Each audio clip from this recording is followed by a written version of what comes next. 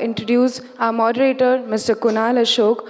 And for the session, we will be talking about creating a culture of well-being, prioritizing mental health and engagement. So Kunal is presently a Chief Growth Officer at One-to-One Help and has been growing in different organizations in the mental health industry for the last 5 years. And from IIM Bangalore, mental health is a topic Kunal finds it very close to his heart and is committed to enabling support for the organizations and individuals. And Kunal is also spiritually inclined, playing an active volunteering role in the social spiritual organization Maitri Bodh Parivar. And to join in Mr. Kunal, I would like to also invite Ms. Snehalata Deshmukh, CHRO at Data Protection Officer, forwarding thinking HR professional with 17 years of experience in leadership and in the defense industry and service industry. Working with a diverse workforce, she also grows business through people by attracting right talent and managing their competencies. Being a part of exclusive leadership, she drives change management with minimum turnover. She is appointed as Vice Chairperson and Indo-French Chamber for Commerce Industries IFCCI CHRO community. Give it a big hand for both of them. Hello. Thank you, Gainskill, for having us, and thank you for the warm introduction. I'm happy that having this conversation with you, Snehalata. It's a topic that I hold very close to my heart. So we'll get started. Snehalata, the topic for today is creating a culture of well-being, prioritizing mental health and engagement. And my first question is to talk about the fact that we are releasing a state of emotional well-being report. Many of you will find it in the goodie bags that you have. 87% of individuals that took the pre-screening reported signs of depression, and 85% reported signs of anxiety. Are mental health issues more common than we think they are? And you hold the purposes for investment in Naval Group on the well-being initiatives. Where does mental health investment sit vis-a-vis the overall investment that you have for well-being? Yes. So thank you for asking this. And first of all, good morning to everyone. And I'm very happy to be here and talk about this well-being part. So continuing forward what Mr. Prashant mentioned, don't lose the human touch. That is the essence. Okay, we are heading the HR department, digital transformation, other strategic planning, all good. But being HR, the human touch is very important. So as Kunal, you asked, are the mental problem, common? So yes, they are common, but they are unmet, unaddressed because we cannot see them. Okay, physical wound, we see it, and so we can heal it. We can put ointment on it. But mental health concerns are something which is not visible in the first stage. It's only when you go to the little extreme, you come to know. And that too, you have to rely on the other people. Because you yourself will never know. The people around you, your friends, your family, your colleagues will tell you were little overreacting, you were little, defensive there, or you were very aggressive. Then you come to know, okay, I'm, having this thing. That time you actually realize, okay, there is a concern to be challenged. So yes, in Naval Group India, I'm heading the HR department there, and we give utmost importance to the well-being, not just physical, but also the mental, because that is the core foundation for any kind of, organization who is looking forward. So we have taken a good steps there, how we go forward, which I'll explain in the later part. Very well. And Sneha, the subsequent question to this was, where does the investment for mental health sit vis-a-vis your other wellness agenda as an HR? Yeah. So for me, organization who have a long-term vision will definitely invest in the well-being of the employee, not just physical, but also the mental, because that's the core. So if your foundation, the employees which are the backbone of any organization, if you invest in that, definitely you will have a good returns, both terms, loyalty as well as the productivity, what any business is looking for, okay? So, and it is not just a one-time activity. It is a long-term planning. Not just a planning, but the execution and the commitments toward it. Great, thank you, Snehalata, for the responses. So Sneha, of course, has been instrumental in leading the HR initiatives at Naval Group. And happy to hear that, there is strategic thinking on where you're making those wellness investments and initiatives. All right, so I'll start each question with some data. I think that's the best way to capture everyone's attention, as also to state what we are talking about is backed by research. Deloitte, in its 2022 report and study, carried out that mental well-being investment is no longer good to have, but is actually backed by data. If Indian organizations do not invest in employees' mental health, they stand to lose to the tune of USD 14 billion. So I know your organization, of course, has embraced emotional well-being support of some form, but it goes beyond just a reactive enablement of support, right? How is it that organizations can proactively embrace a culture of well-being, openness, and trust, where employees feel that they're cared for? Dr. Nair spoke about not having good bosses, etc., in one of his presentations. But how is it that organizations can facilitate a culture of care and well-being? Yes. So it's a very important thing, Kunal, because it's, not a culture cannot be built in one day. Okay, we have to understand as a HR that we have to take the lead here. And the culture will be developed with the proper planning. Second, the involvement of executive leadership. Believe me, alone we cannot drive this in the organization. We need the involvement of executive leadership. That is on you as a HR, that how you involve these leaders to be there, participative and engaged in such activities, because that will create more impact and influence. And third important is commitment. Because we may start certain drives, certain changes, but after some time it dies. Okay, so as a HR, we have to keep on hold. So the planning, what we did, we have to maintain it. We have to maintain the commitment towards these changes. So these are the three things which I feel is very important to create such culture. And culture creation is not just, a short-term thing. It's a long-term vision which need, as I said, executive leadership support and your commitment and your resilience for it. Because you will get the feedback not immediately. It is a process which will be ongoing and which you need to maintain it. Yeah. Very well, Sneha. Sneha, we also talk a lot about psychological safety within our organization, wherein if an individual is going through a distressing situation, that he or she should feel welcome enough, that the culture should be open enough to kind of allow that employee to advocate. What are your thoughts around creating that kind of environment? Exactly right. It's very important that employee feels safe, not just, like physically, but mentally as well, to openly discuss the challenges and the concern he or she is facing. So for this, as I said, we have to create a culture and we have to create a system in the organization itself where employee can have, access to the management or to the person in charge of this change. So for in Naval Group India, it's an open door policy. So a person of executive designation and a HOD has equal access to the cabin of the head HR, so that there is no barrier, okay, that how do I go, with such problem. It's an open door policy. So where they feel they can be heard, and at the same time, as we are driving this change, in timely manner. So it's not just like in 1 month we have 4-5 seminars and then there is nothing. So there is properly planned, after every 2 months we have certain things coming up, webinar, seminar, some activity. It's kind of, reiteration of this thing so that employees are reminded from time to time and they know where they can go. Okay. So they need to have the access to the right place. That is more important. So I've been to Naval Group's office, and indeed they do practice what they preach. They do have an open door policy, and I think that is important to allowing individuals to express themselves, especially when they are in need of it. All right. Another piece of data, many would have heard about Gallup, and they do a lot of survey on employee engagement. Employee engagement is critical to ensuring that your workplace stays happy, healthy, and remains engaged, goes above and beyond to contribute to organization success. Again, that data reveals that 70% of the variance in team engagement is solely by managers. All right? Clearly, managers shoulder a great deal of responsibility. And earlier responsibilities were only to deliver on organizational objectives, but I think now the expectation, at least from the Gen Z workforce, is that the managers also take care of their emotions. So how is it that we can better equip our managers, right, in delivering organizations' objectives while also ensuring that their direct reports are taken care of? Very important, and thanks, Kunal, for bringing up that question. See, in the course of this promotion or hierarchy, we forget that managers are employed too, okay? And we expect a lot from, manager. He has to do that, she has to do this, she has to manage the team and also equally achieve the targets of the business. But we forget that they are human first. They are the employee. They were the first-time managers as well.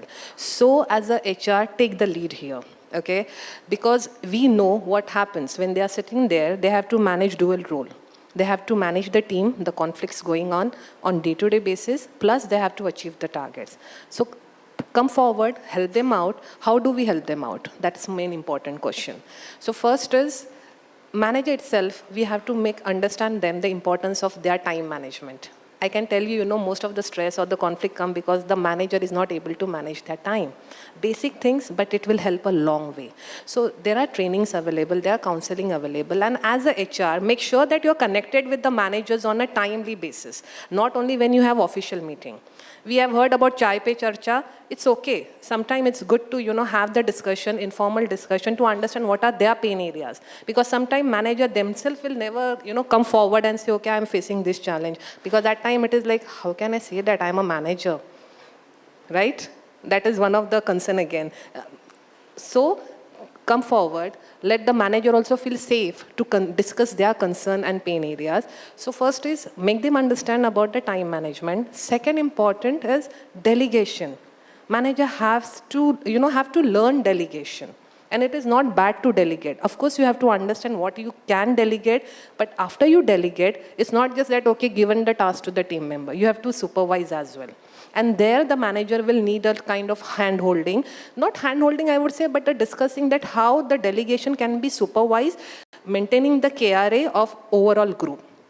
Right? So these are the two important things. And the third, as I said, as a HR, how we can play a vital role here, that be connected with the managers and understand how we can support them. There are a lot of things, like HR policies, where sometimes it's not, I would say, obvious for manager to discuss those with the employee. They may feel, okay, I may become a bad manager. HR can pitch in. This is a policy. We can be a bad, a villain there, because yes, that's a policy. Nothing can be done, nothing can be changed. That will save a kind of stress for the managers as well, and they can keep continuing their work. So that is one way the managers can be, helped as an organization. Second important, more important is that as an organization, we need to set practical expectations from managers. They are not God, they are not robots. They will also have their ups and downs. Okay, so there has to be timely interactive from the HR, from the leaders with the managers. That is more important.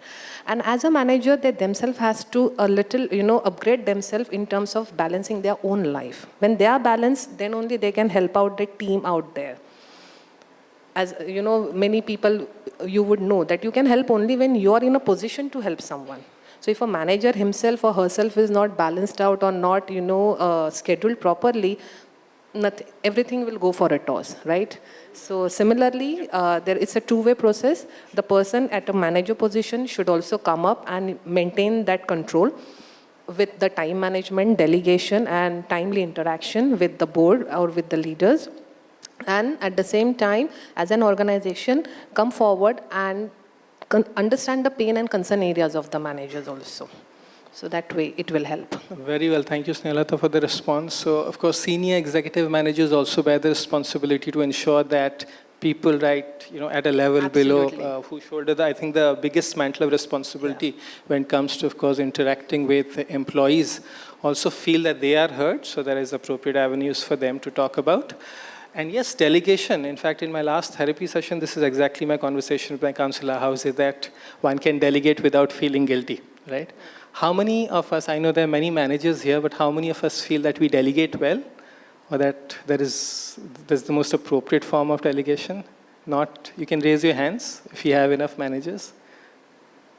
All right, okay. Only a few have raised, but I'm sure there are many others that would be believing that they're good at delegating work. But thanks, Snehalata, for bringing that out. Delegation would be important to ensure that manager equips himself or herself. All right.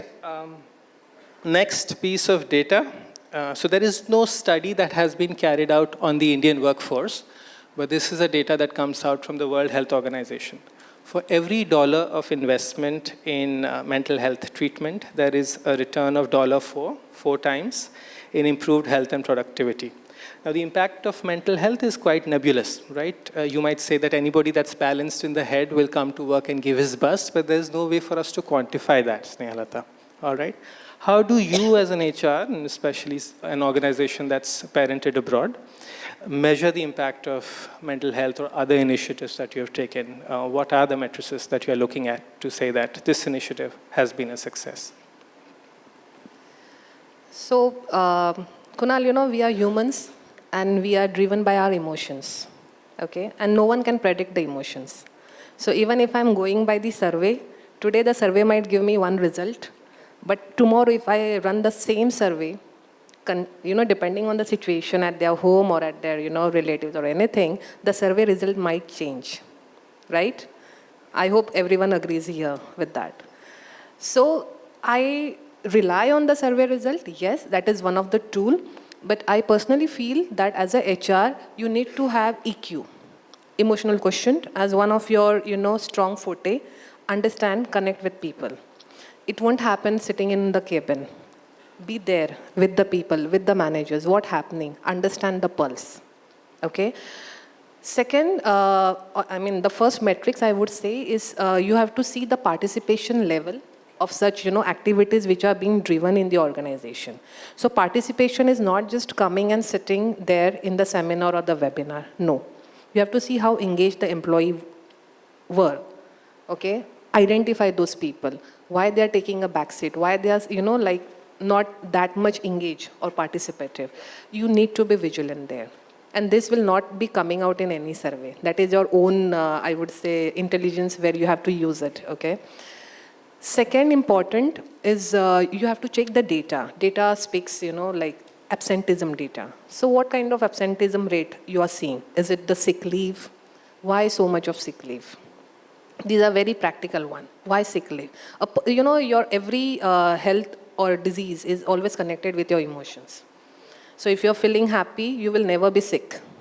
There are certain emotions which are triggered, and that time, all the sickness will come and attack you. That is something on a emotional level, I would say. So understand why the sickness is happening. The person is not enjoying the job, or is not comfortable with the environment, or what's happening. Maybe at even domestic level, not necessarily at the office level only, but understand what are the pain areas and how it can be, tackled from the organization point of view.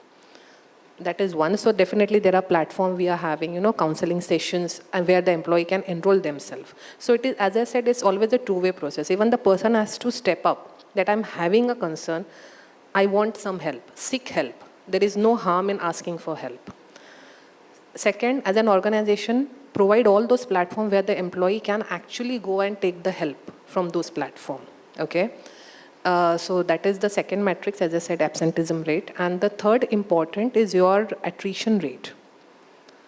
Your, like retention. How many people are, staying back in the organization? And if they are staying back, what is the reason? If they are moving out, what is the reason?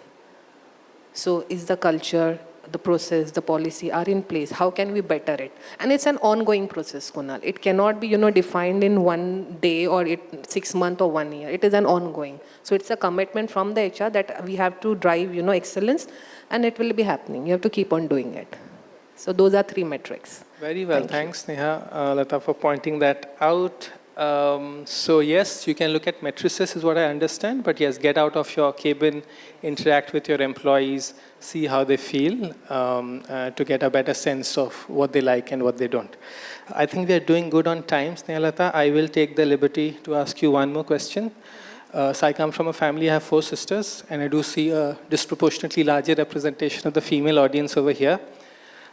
Again, our data reveals that despite there being less female participation in the workforce, around 25%, industry dependent, we see a disproportionately larger representation of women when it comes to counseling. About 53% of all counseling sessions have actually been taken by women. Is that statistic alarming to you?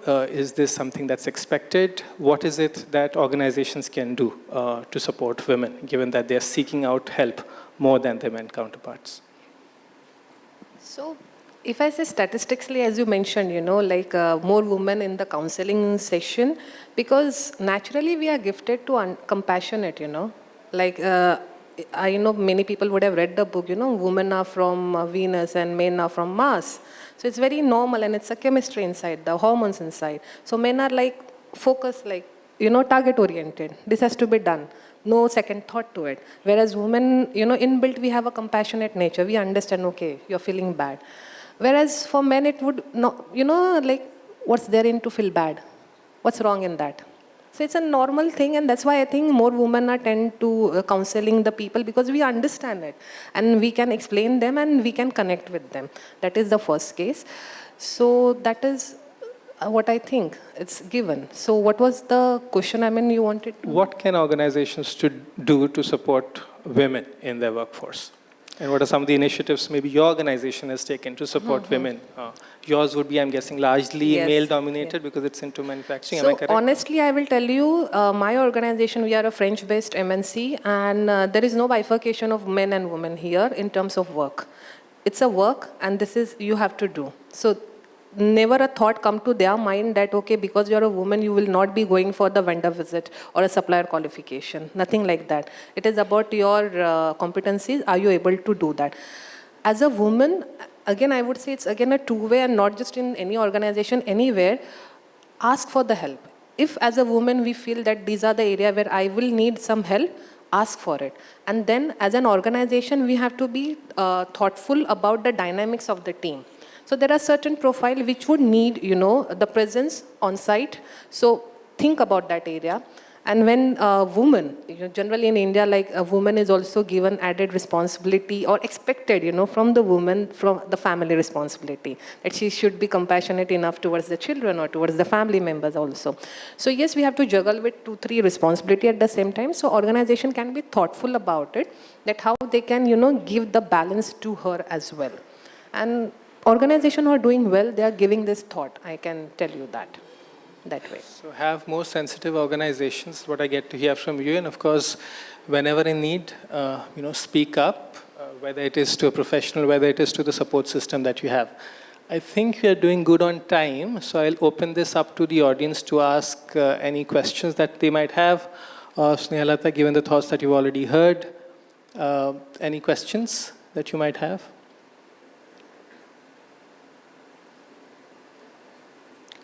No questions?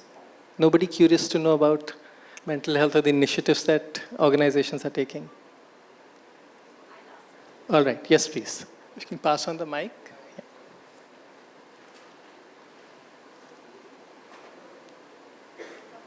I'll be loud enough, I guess. You can hear? I'll paraphrase, once you've spoken, yes. So, with regards to mental health being a gender issue, men, women, whatever, I think there's a lot of stigmatization also which is associated with mental health. And a lot of times people, irrespective of whether they are men or women, they do not want to come up and share with their organization because they fear that the moment I disclose that I am anxious, I'm overwhelmed, I'm feeling depressed, first of all, my ratings will get impacted. I might not be given that next role. I might not be considered for a promotion, and so on and so forth.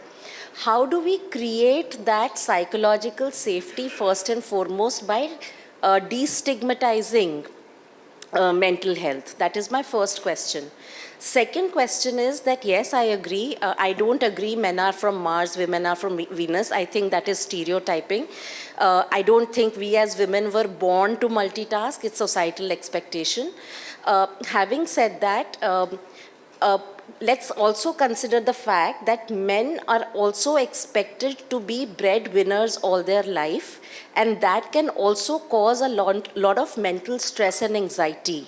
So if it was 53%, we are also talking about 47% men being under stress and anxiety and a lot of cardiac effects. What are we doing about toxic culture, toxic managers? Do we even take cognizance when it comes to mental health, that how is an organization culture and lack of managerial sensitivity, leadership sensitivity impacting mental health? 2 questions.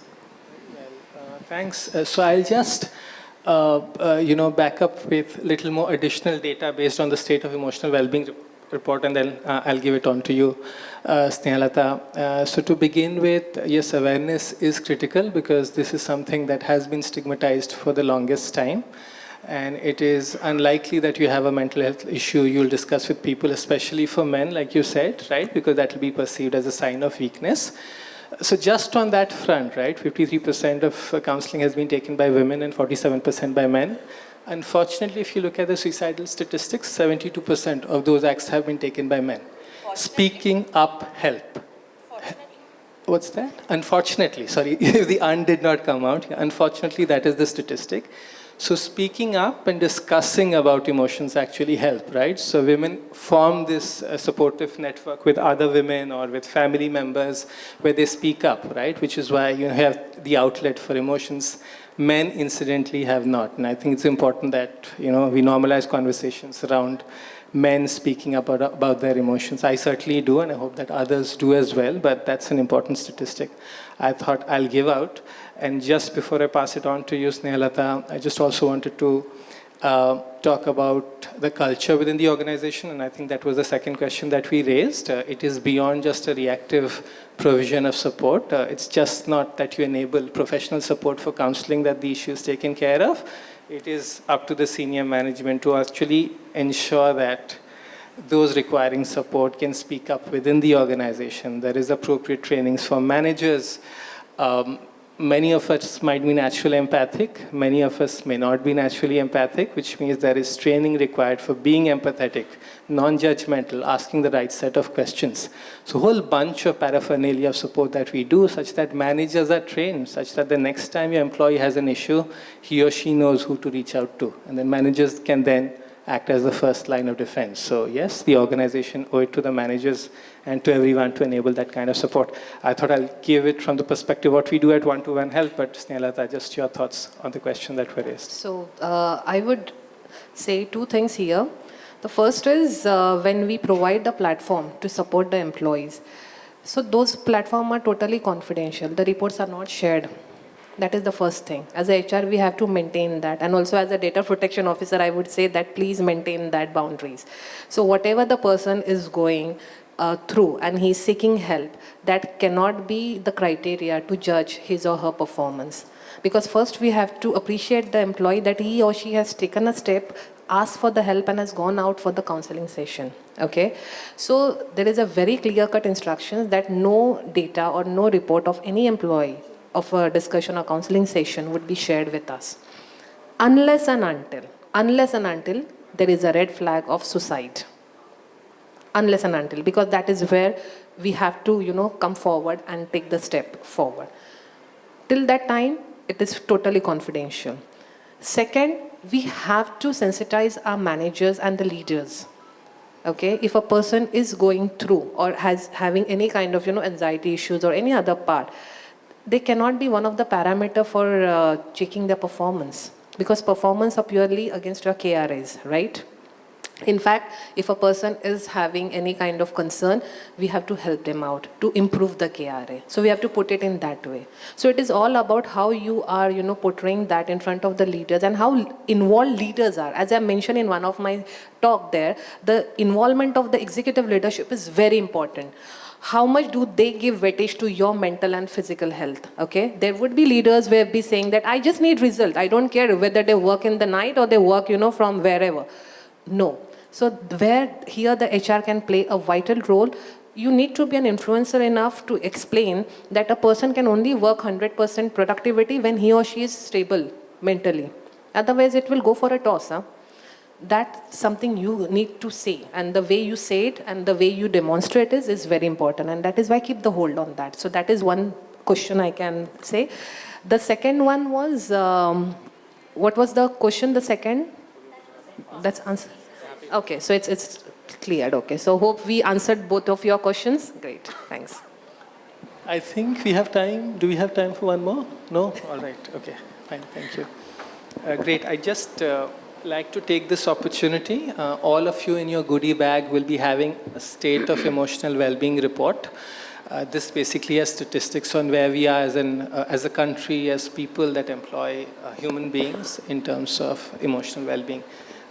And I hope you find it insightful with actionable insights as to what can be done from an enablement of support perspective. So take some time back in your rooms to go through it. I'm happy to support after. like to use this opportunity with Snehalata just to launch this report. Happy to be here on this launch. Yeah, my Yes, pleasure thanks. that we're doing it with you. So this is actually second in the series. We launched it last year.